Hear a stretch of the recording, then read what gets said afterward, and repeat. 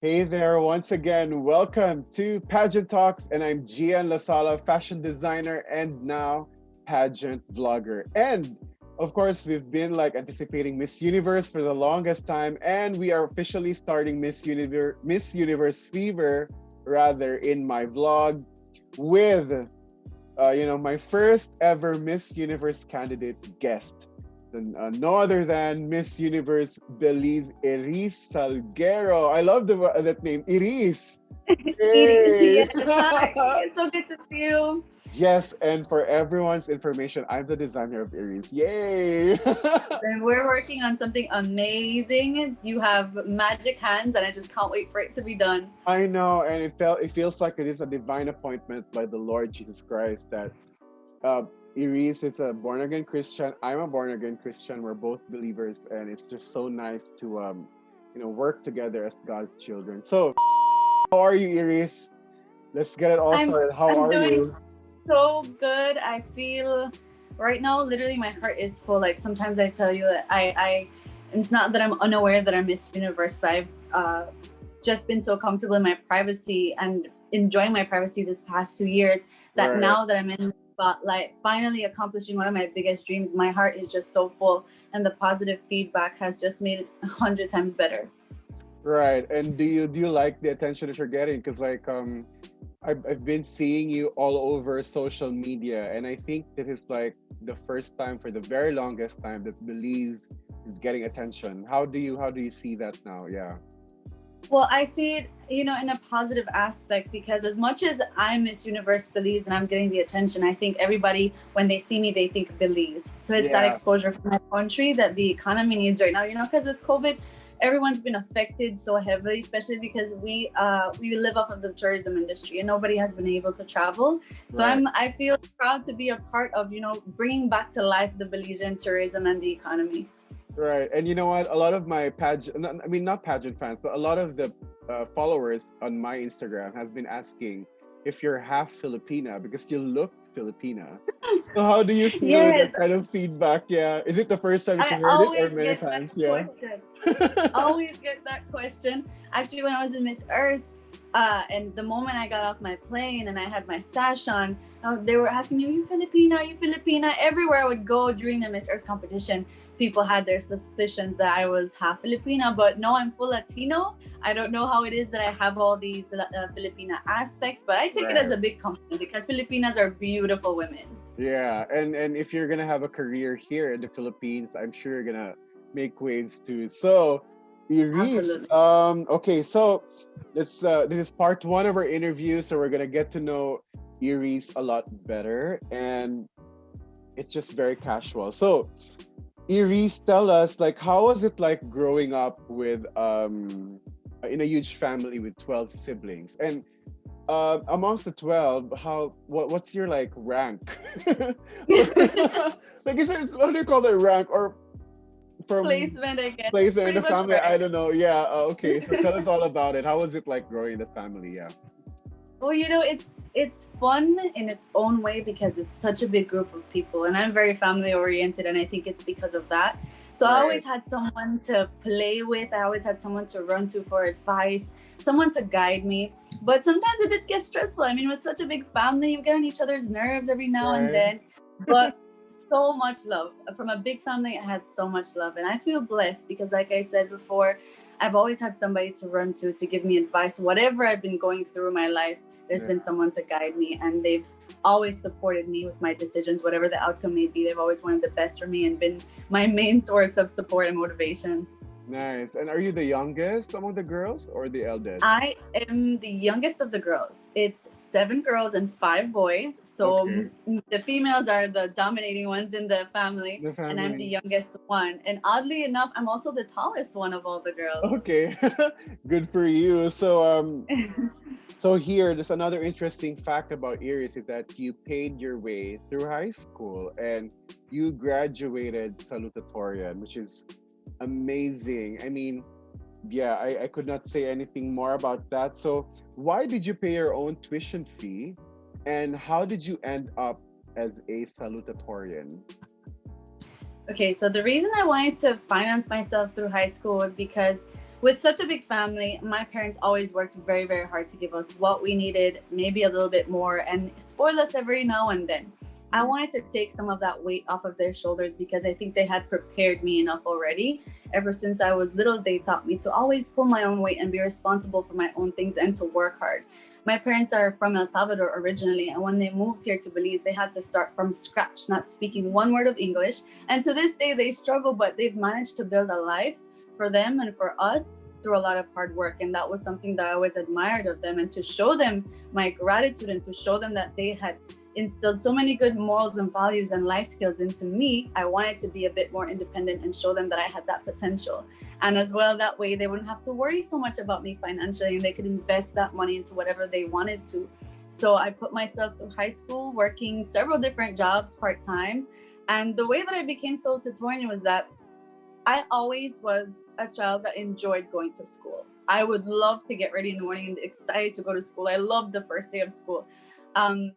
And I tried my best always to give the best of myself and be on the honor roll. Maybe I wasn't always on the honor roll, but I was always having good grades. And when I went to high school, like I said, I appreciated that much more. I realized that I was being given an opportunity that a lot of kids around the world don't get to have. Right. So I wanted to work for myself and be able to understand how much work it takes and to value it more. And in high school, I did a lot better. Constantly on the honor roll. I loved specifically maths, accounting, and history. Those are my favorite, and computation. I know, right? I'm a little bit of a nerd sometimes, but I love those subjects. And I don't know, math it's something that I've always liked for some reason. I'm really good with numbers. So, and for a moment there, when you're working so hard as a teenager, you still have people that influence you, probably not in the most positive way because we're so vulnerable. And so for a moment there, I wanted to kind of just give up and be like, I'm fine with just passing. I'm fine with just being able to graduate high school. Right. And that's not who I am. So I'm grateful for my teachers as well, that they always saw the potential in me and said, Miss Iris, you're a great student and you're doing good, but you could do so much better. And we expect so much more from you. And, they always kept me focused and encouraged me. And I'm grateful for them because that last year of high school, I really put my all into it. Yeah. And when I graduated salutatorian, actually, I was grateful, but I was a little disappointed because I was beat by 1 point to be valedictorian. And I had just gotten so much into studying that I wanted to be valedictorian, but I'm still very proud of that, because I put so much work into it.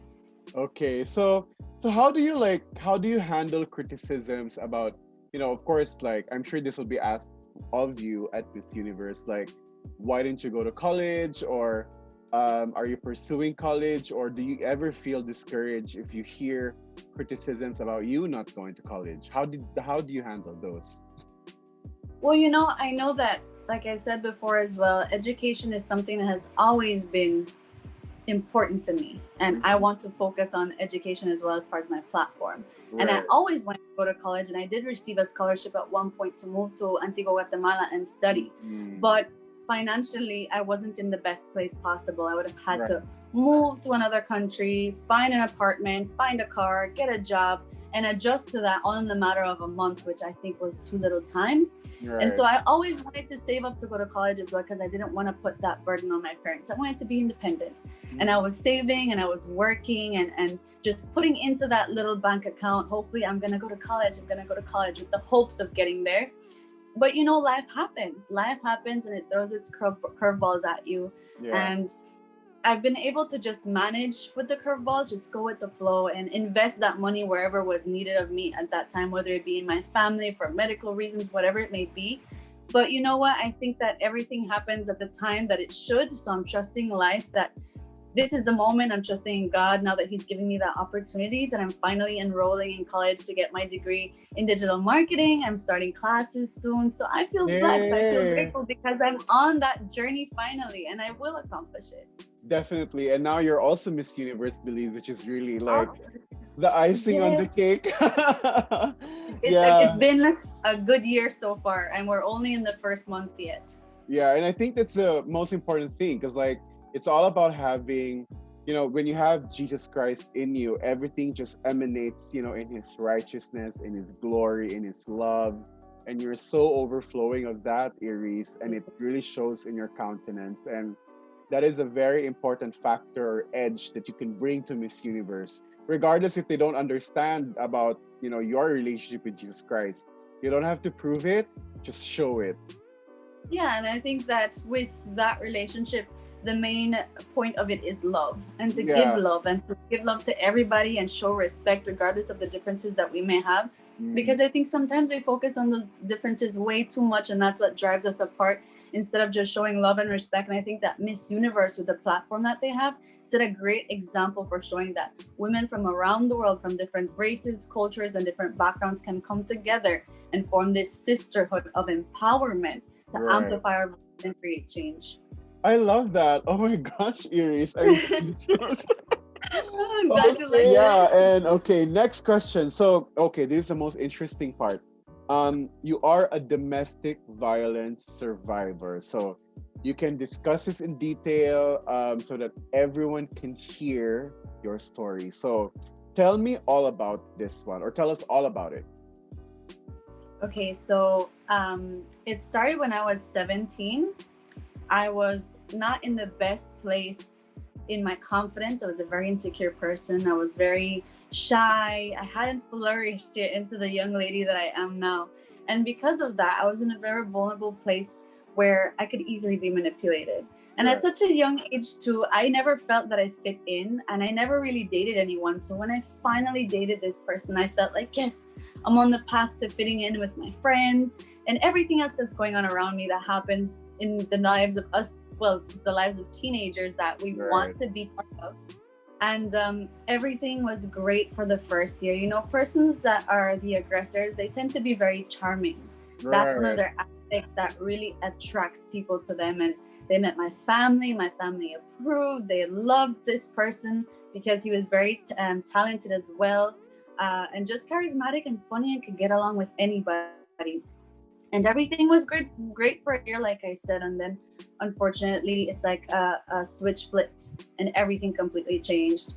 It started gradually, though. I was with, oh, I don't want you to dress this way, or don't wear makeup, don't speak to this person, don't post this, stop being friends with this person. Gradually, over weeks, over months, until at one point I just realized, I literally looked in the mirror because my parents would mention it to me, Iris, you're not yourself anymore. What's going on? You were going so well in flourishing and becoming this young lady, because I had started modeling too at that time, and I was getting out of my shell. And then all of that was just shut down for me, and I became an insecure person again. This person would even tell me, like, when I would dress, I was only allowed to wear t-shirts and jeans wherever I What? went, No. even if it was a very formal event. They Yeah. did not want me to dress a specific way. And anybody that knows me too, I fidget with my hair a lot. It's a little tick that I have, a little thing that I've had since I was little. And I could not be caught doing that, whether it be at a dinner table or on the street, because he would immediately think that I was flirting with somebody. And I would constantly get accused of that, and accused of lying and being too flirtatious if I was trying to be too feminine. And my femininity meant something so much to me. I mean, as a woman, but also as a girl who struggled to feel feminine from a young age, because I was bullied for being very slim and not being the typical curvy girl, because I was a late bloomer as well. Mm, And once I started to try to speak to them about it and be like, okay, well, I need to be able to choose how I want to dress myself. I need to be able to choose my friendships and what I want to do and how I want to spend my time. When they realized that they could no longer manipulate me mentally, then it became physically.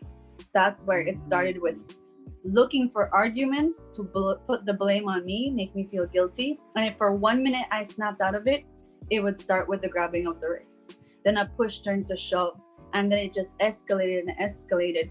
And because he already had manipulated me mentally, it was difficult for me to see the bigger picture. Even though everyone around me saw it and was trying to give me advice, I just kept making excuses, and I was in full denial. Like, no, this is not happening to me. That's not what's happening. It's not domestic violence. I'm fine. And to the point where I would walk around with bruises on my arms, and my mom would ask me, what happened to you? What is that? And I would be like, oh, I hit myself against the door, and I would lie. And it's crazy because I have so much confidence in speaking to my mom, in being open with her about it. I always have. And I can't believe that I got to the point where I was lying to her. And it made me feel so guilty, but I was just in so much denial. But I started to listen to the advice that they were giving me because I knew that they wanted the best for me. And I commended myself to God as well. I said, I know that there's something that isn't fully fitting in this puzzle. Help me to find the strength, the guidance, the confidence, whatever it is that I need. Lord, please guide me. Yeah. And a bit at a time, I went realizing things and taking a moment to just process it.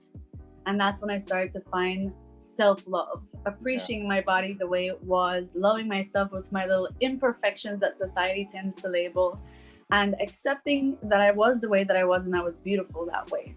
And once I started to love myself, that person could no longer tell me, oh, you're not worthy of love and no one will love you the way that I love you, because I was already giving myself that love. And then pageantry presented itself to me as well. And that was that little extra push to know that I was capable of doing great things regardless of what anyone told me, to find that approval within myself. And the day of my first pageant for Miss San Pedro, that person did everything in their power to make that a difficult day for me. I was literally crying minutes before going on stage. And I said a prayer, and the moment I stepped on that stage, Gian, it's like something came over me. All I could feel was happiness, fulfillment. I was comfortable, I was confident. And especially the bikini segment, I enjoyed it so much because it was appreciating my body that I was so insecure about. Yeah. But I felt beautiful. I felt like a phenomenal young lady. And at the end of that pageant, when I was announced as the winner, right there was the moment where it just clicked in my mind. I can do this. And this is what I want to do. This is where my strength, where I will find my strength, and I will find a way to heal. And it's been 5 years in the process of pageantry. And within those 5 years, I've fallen in love with the platform. And I've learned that my story is the best platform that I could ever have because it's something that I went through and I hope to inspire young ladies with. Yeah. It's been 6 years now, almost this 2021 is going to be 6 years that I've been doing pageantry. And every day I'm closer and closer and closer to being the woman that little girl at 17 years old would be so proud to see me, and that's, I hope to be that inspiration for other young ladies, that image of hope that regardless of what you go through, you can achieve great things. And being confident is a daily struggle. It's not something that you get to when you wake up every morning and you think you're beautiful. There will be days when you will not feel your best. Yeah. But it's about believing in yourself and taking all that negativity out of your life and filling yourself with a lot of love, and making sure that you as well are somebody that is giving a lot of positivity and love to everybody that you come across. And when we die, it's not about what you were, who you were, or what you necessarily did with your life, but it's about the feelings you made people feel, and how they carried that. That's right. And wow, that's a very beautiful story, because I could literally see angels when you were speaking, see the love of God, shining over you when you were saying, because the very essence of God's gospel is love. And that's the reason why he sent his only son to die for us. So because Jesus Christ had the end in mind, he had us. He was thinking of us while he was dying on the cross, because he knows our value. When he created us, we were originally created to be this person or with this people with so much value. He revered mankind so much that he made us in his own image and likeness. And that's what the devil does. He tries to take away our value. He kills it, he steals it, he destroys it. And that is, for everyone's information, the devil is not just a spirit. He is actually an authority in the earth that actually, uses people to destroy God's children. And it's not only Iris who will experience that. People who are in the dark are experiencing that. And there are a lot of people now who are lost in their identities because they don't know that they're valued so much with God. And with your response, Iris, it was so beautiful that you're just filled with love.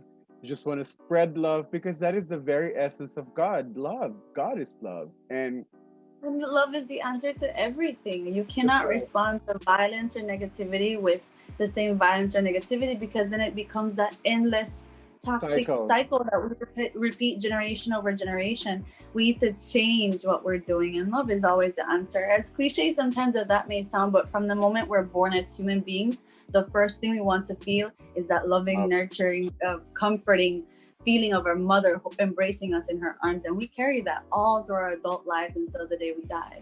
And so love, I think love is what makes the world go round, literally. Exactly, yeah. And you know what, if I were to ask a question what the world needs now, is actually really love, because the world is so broken, and the Lord did promise that to us, that because of the world's brokenness, we will feel and we will forever be constantly attacked by things from the world. So thank you very much, Iris. That was a very inspiring story, and I think that you should talk about that more.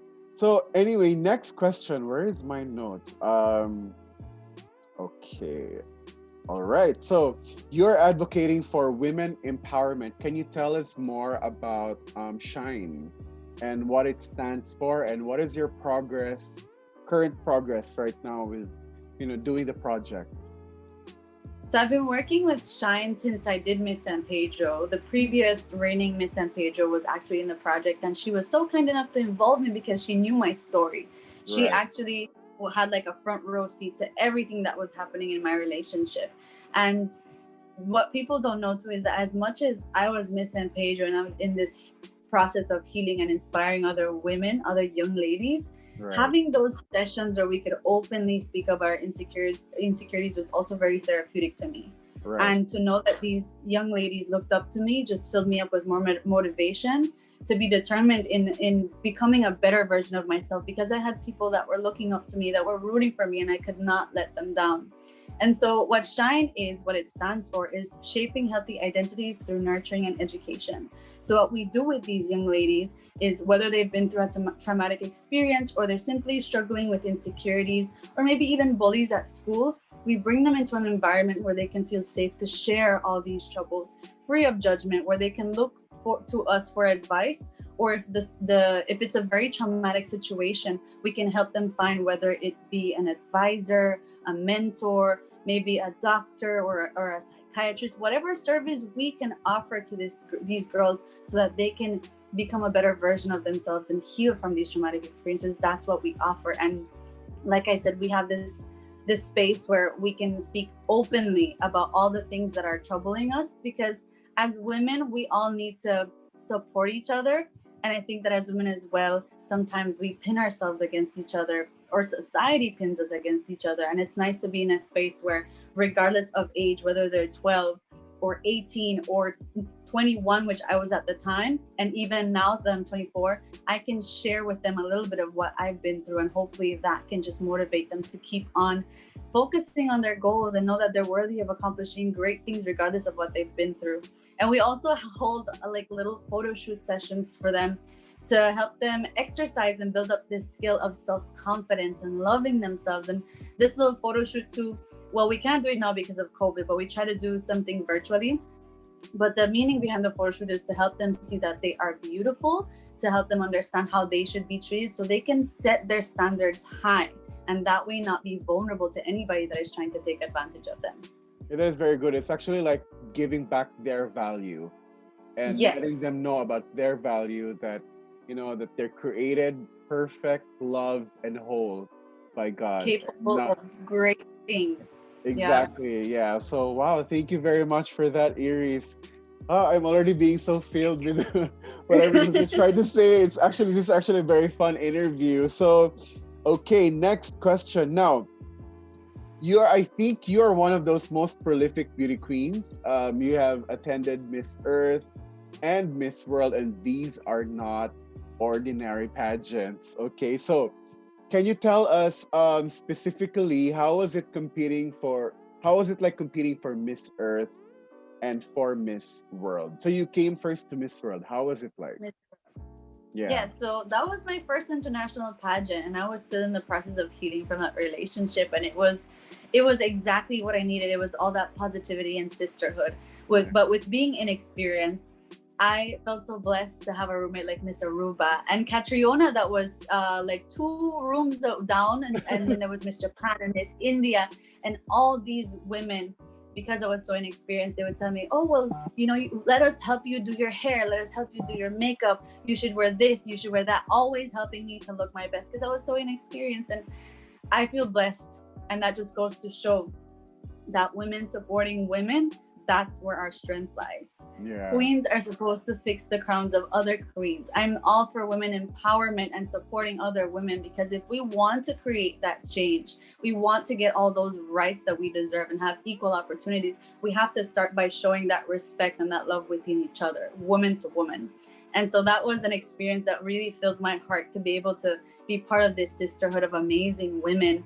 And yeah, it was just a wonderful experience. And to think that years later, I'm sitting watching Miss Universe and Catriona is there. Yeah. And I felt so proud. I felt, oh my gosh, it was just, I was cheering her on the entire time. I'm like, she has to win. She has to win. Lord, please, she has to win, because she's a woman with an amazing story, an amazing heart. She deserved it. She had been working for years, and her and Pia Wershbach are an amazing representation of how beautiful Filipina women are, but also how fierce competitors they are, and how much passion they have in their platforms and creating a change. So I feel honored to have been part of the Miss World in 2016. It was an experience that just opened an entire new journey for me. And since then, I've been doing international pageants, and I never thought I could represent my country in an international stage. It was intimidating at first, but these women uplifted me. They never made me doubt myself. They made me fall in love more with myself, and I really appreciate that.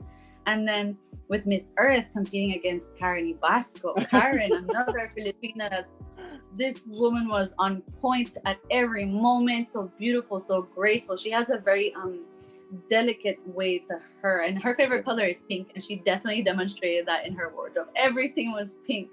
Karen was very authentic to herself, and a very intelligent woman. I think that that's what made her stand out. That there may have been negative backlash, but us girls who were there competing with her, we saw that she deserved it.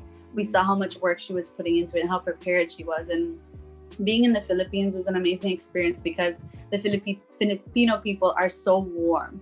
It's a country that's so different, but so much alike to Belize. So I felt quite at home, even though I missed home. And I say it because we were staying in Manila City, and then we went to this mountainous area. I can't remember the name. And then we went to another place called Bawan, Batangas, I believe. Yes. And we went on this little island where we went snorkeling and diving. And I'm like, wow, I feel like I'm at home, I'm close to the beach where I feel the happiest, near the ocean. And apart from all the beautiful scenery and all the beautiful women that I was able to form a sisterhood with, being in the Philippines really changed my perspective of life. Because being in Manila, I was exposed to seeing poverty, extreme poverty. And it really hits you differently seeing it in person than when you see it on TV through a commercial. Yeah. It made me question all of the things that sometimes I complain about, and just be grateful for the life that I have, because there are children that are struggling. They're on the streets, don't have a proper house, don't have meals guaranteed, don't have the opportunity to an education. And to think that sometimes we complain about our first or third world problems when there are people in worse conditions. And we need to learn to be appreciative, and with the opportunities that we have, prepare ourselves so that then we can help others. So being in the Philippines was such a growing experience for me. It was beautiful. In this world, like I said, I healed emotionally in a sense of loving myself more. And in the Philippines, it became something not about my physical, but about my emotions and my mentality. And I felt that trip really touched me somewhere deep in my heart, and it just made me more passionate. And that's why I did another pageant as well. I did Miss Latina. And the only reason I didn't do pageants after that is because unfortunately my national director passed away, and I wanted to take a break in respect to him for all the opportunities that he offered me. But here I am now, and I carry all these memories from these wonderful pageants, the opportunities that they offered me, the experiences I was exposed to, the women that I know because of that, the friendships from around the world. I would have never thought at 12 years old that I would be able to say, I have at least 2 friends in almost every country of the world. Amazing women that have told me, hey, you want to come visit?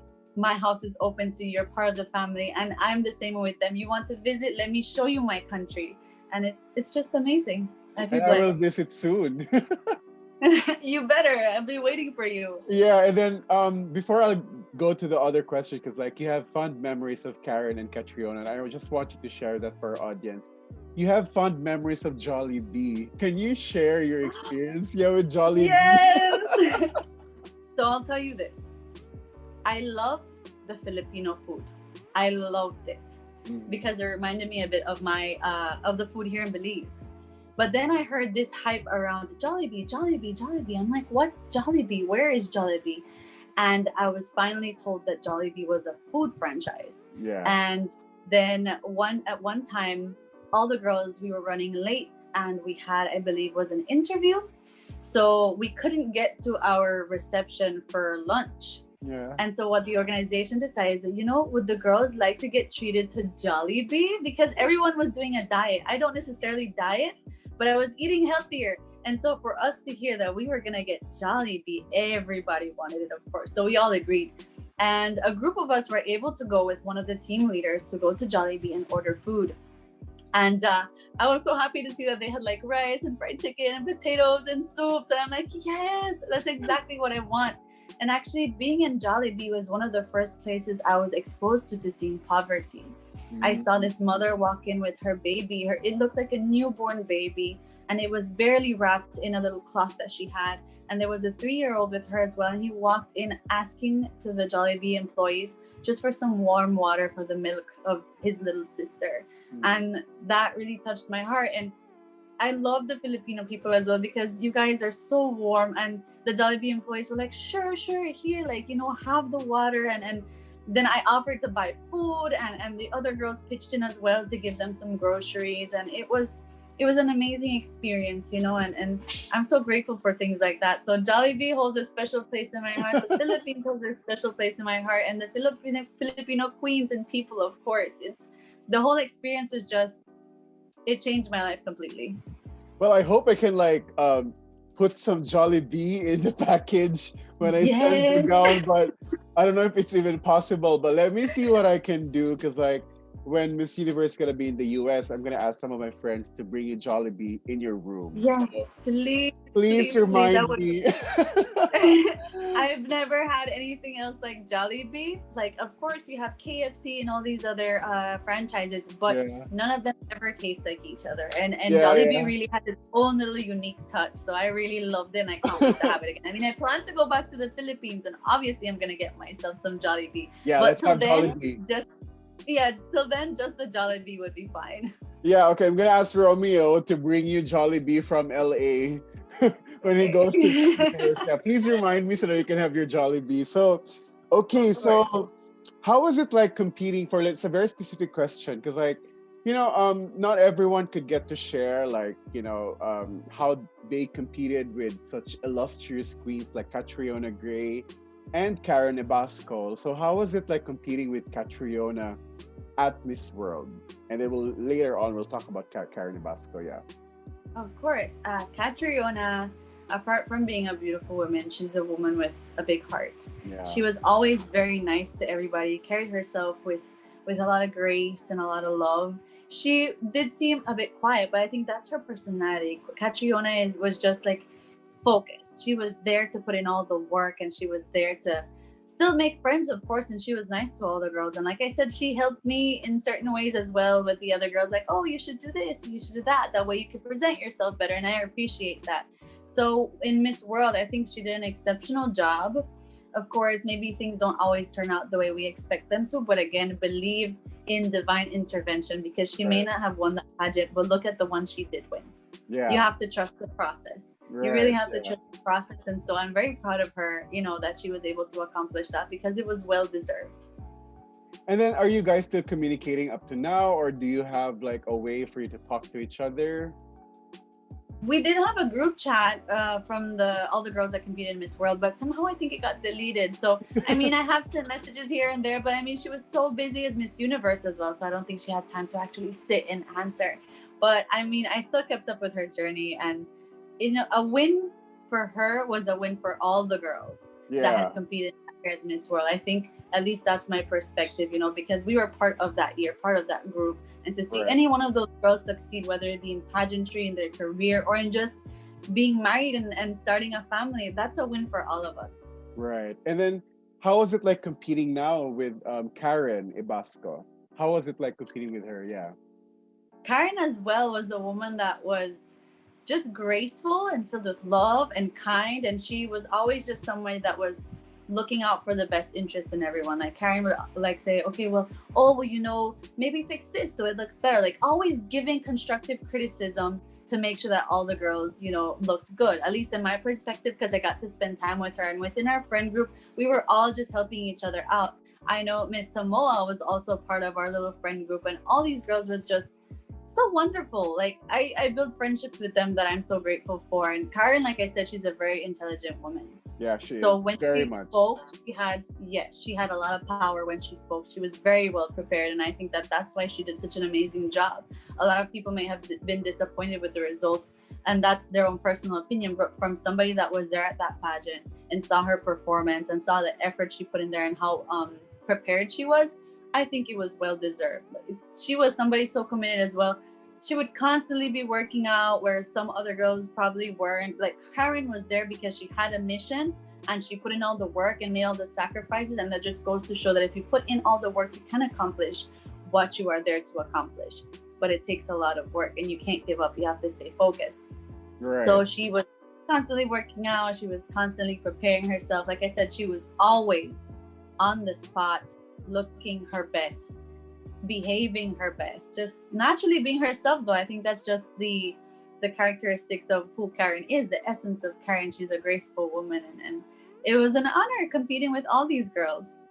Yeah, so interesting fact is that Karen and I belong to the same pageant camp.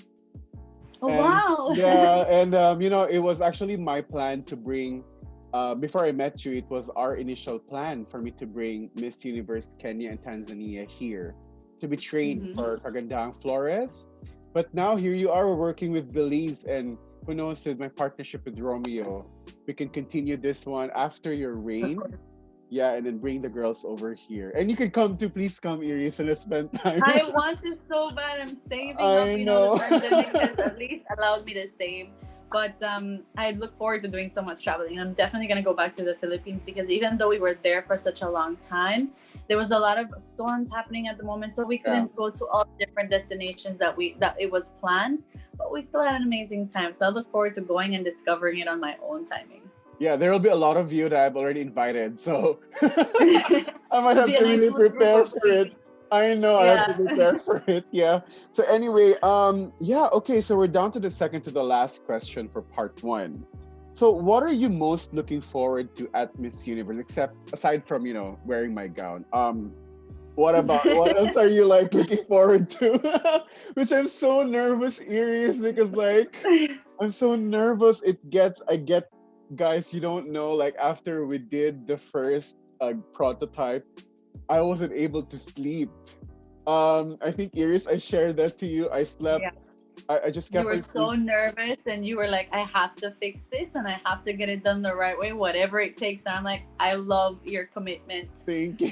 Yeah. So aside from that, what are you like most looking forward to at Miss Universe? Now that you know things are so indefinite. And it's actually giving us a lot of time to prepare. So it's just really working on our advantage. So what are you most looking forward to? Whatever, yeah. Yeah. So whenever I set myself out in a journey, whether that be pageantry or work-wise or career-wise, I always set out to do whatever I do fully with all the love in my heart and with all the hard work in my mind, body, soul, completely invested into whatever I'm doing. And so I'm looking forward to all the experiences that are going to come from this, to all the opportunities, to all the growth, and of course, meeting and making friends with so many more beautiful women and hearing their stories, because that's what I think Miss Universe is about. Bringing women from around the world with strong stories filled of bravery, courage, self-love, and self-forgiveness. And I'm looking forward to spending time with them. And of course, most importantly, getting my story and my message out there. Because I've said it before, being a Miss, a lot of people see the glitz and glamour, the crown, the makeup, the beautiful dresses. But if you don't have the right intentions at heart, don't do it. Because Correct. being a Miss isn't about being beautiful.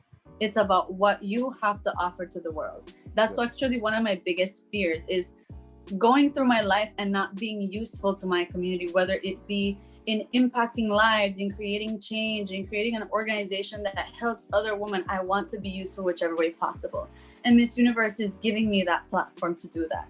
To make my little country, for as small as we are mighty and we have a big voice. And I want to be that voice to put out my story and hopefully inspire different women from around the world, because I think that domestic violence is such a big issue globally. Sometimes I feel it's not fully given the importance it deserves, or sometimes swept under the rug because of the stigma there is behind being what people would say a victim. That's why I don't like to say victim. I'm a survivor. There's power in that word. And I want women to know that whether you're going through it now or whether you've been through it, you're gonna make it out of there and you're gonna do so many great things. But you have to start with you, with that love within yourself and forgiving yourself, because we hold so many hard expectations against ourselves, and we're difficult and we judge ourselves too much. And forgive yourself so that you're able to forgive those around you and surround yourself with love. So yeah, that's the most important thing. My message of hope and inspiration and empowerment and women helping women and sisterhood, that's my message that I want to give the universe, and I can't wait to be on that stage to make my voice be heard. Yes, and I will constantly pray that the Lord, of course, the Lord is always ahead of us. He's also very humble to be behind us. So allow the Lord to just inspire your ears to be a better version of yourself every day when you're at Miss Universe. So I'm here. You can talk to me. Before going to the interview, you can always talk to me and we'll pray together as well as a Of team. course, I'd love that. You know that you're gonna be a close member and part of this journey. I mean, you're making my dress, and then we get to have conversations like this. We're in contact every day, and I'm so grateful for all the persons that are forming part of this little journey and my preparation. It's the reason that I'm able to present myself well at Miss Universe, and it's like I can't say it and express enough how grateful I am. That's one thing when I prepare myself, I always like to think of questions and how I would answer them. Yeah. You know, maybe we can fine tune them, yes, but I always think of answers and be sincere about what are my thoughts and my feelings. That's where the power lies. And that's why I think that as well, like all the winners of Miss Universe, when they've answered the questions, they answer it so fluently because it's sincere and it's coming from the heart. That right there is a great skill to have as well as a Miss Universe, to be sincere. Excuse me. You know what? You can have like an actual career as a pageant coach. I should eventually, once I've had a little bit more experience, now that I have great mentors, my coaches, you, my director, and all the people that are giving me so much support. That's one of my projects to continue with Shine.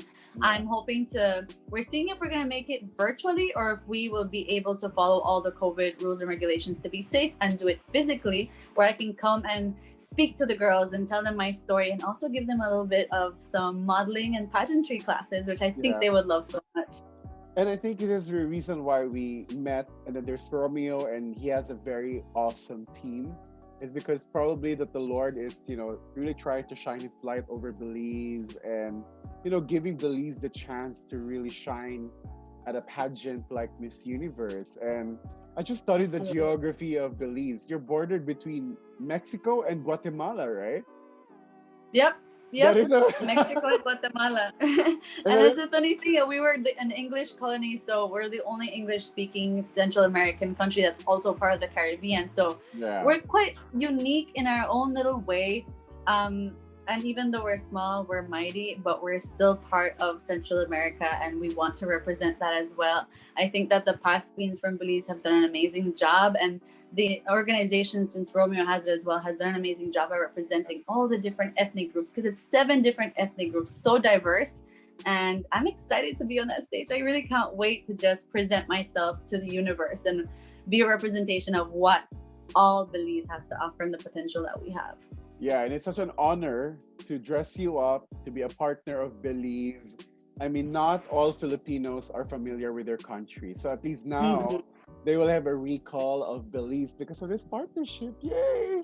And So the Filipino anyway, people are so supportive. I remember when at Miss World as well, when Catriona wasn't announced as the winner, everybody felt that she deserved it, you know. And so the girls, we went up and embraced her and said, you know what, you know, it probably isn't the moment, but you did an amazing job. You are the public's queen. Obviously, that was very much evident. And the Filipino people were taking videos, and of course, they ended up tagging all the girls that went up and embraced Catriona, and they showed me all that support in my post as well, and commenting and sending me messages of like, "Oh, thank you for being so kind to our queen, the public's queen." So I always love working with Filipino people and just being in their energy. You guys are such big pageant fans too, so you're yeah. always supportive about it, which is what I appreciate. And you know what? It's so nice is because like when you were announced, just to give everyone a brief background, we had to keep it a secret. We Um, did. yeah, originally I was not supposed to know you yet, but then Romeo is already getting so confused like with how to get your measurements because like I was really like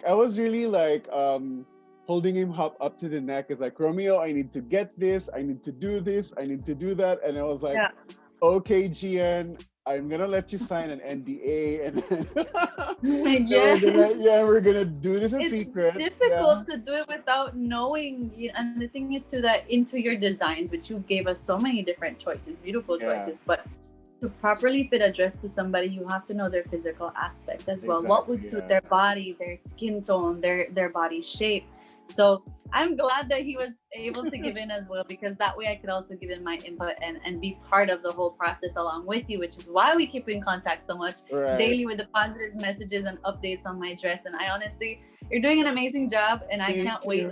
for the universe to see your design on stage. It's gonna be amazing, and it's a representation in a way, like you said, of Belize. So that's all I'm gonna say. I'm not gonna give more hints, but it's a representation of I Belize. know, because like when I saw one of your stories, because Iris, I get so passionate about the work that the Lord has given me, and I got so worried because originally we have a colored agreed, right? And Mm-hmm. then with all the progress, I was like, oh no, it's not the Yeah, original color, and I was like, I hope Romeo loves it, and Romeo loves it obviously. And then when I I saw love it too. Thank you. And when I saw the story, one of your stories about Belize, and I said, now I can have an explanation because Miss Yeah. Universe would ask me for an explanation of the gown, and that will be the ones that I'll be writing it there. So, That's yeah, it's and you know, I'm actually gonna talk to you about that because it can represent so many things in Belize just because of that, you know, that one color. So I'm looking forward to it. And I think it goes so well with my theme too, Island Girls. So that's all I'm gonna yeah. say. I'm gonna be quiet now before I give up too much. Okay, so and now we're down to the last question. You know what? Let me just open again my phone because like yeah, just to give everyone a brief background, we were so confused with the time zones. I thought that 12 midnight Saturday is 10 a.m. Friday in Iris' time in Belize. Apparently not. So, Nope, you yeah, guys are no. there ahead. So, this interview was really just done impromptu, but we scheduled it beforehand. So, last question is a very, no, you could be very personal with this one. So, how did your hardships in life made you into a woman that you are today? The way that my hardship has made me into the woman that I am today is by teaching me that I am strong, that there is power in me, that I am worthy, that everything that we put out into the world has to start from within our hearts. Yeah. And it has to start with healing, and it has to come from a place of love. I've learned to accept that I'm human and I will make mistakes along the way, but that's not the bigger picture. We are not our mistakes, we are not our struggles. We are what we make of ourselves and what we help flourish in other people. And I hope that I can achieve all the goals that I have set with myself, specifically inspiring other women, and hopefully that my legacy can live on, because that's where it's at. When you're doing something with so much passion and really want to see change, the legacy lives on, and hopefully other women as well can keep that legacy and step into that zone and pursue their own goals and give their own inspiration. And I think that with life too, there's always positive and negative in every aspect of life, but it's what you choose to focus on and how willing you are to make sacrifices for what you feel you deserve. In life, nothing is granted to you. So if you feel that you deserve something, go after it. Be fearless and don't compare yourself to anybody, nor stop and worry what other people are thinking, because everyone's journey is different.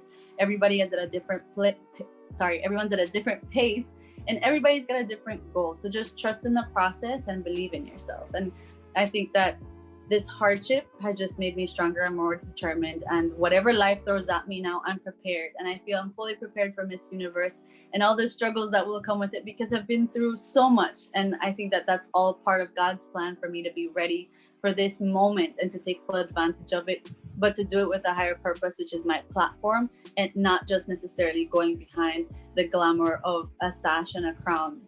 Because if I were to win, I want it to be the main focus to be my story. I want to change lives. That's what I'm passionate about. Yeah, because that's a very beautiful answer, Iris. Thank you very much. Because when you ask the Lord to heal you, actually He also replaced your heart. So you have God's heart, and that's the reason why you're so passionate about helping others, loving other people, because you're just operating in the overflow of God's love in your life. So, and an encouragement to everyone is that the Lord always uses the evil situation for His glory. So we go through hardships because the world is not perfect, but He uses the imperfections of this world for His glory through people like Iris and me, and hopefully you who are listening to this, and just letting you know that God loves you very much. Okay. Very much. So Iris, oh my gosh, that was part 1, and that was a very, very meaty conversation. So stay tuned, guys, for part 2, and that is part 1 of Pageant Talks with Miss Universe Belize, the island girl, Iris Salguero, with me, Gia La Sala, and stay tuned for that.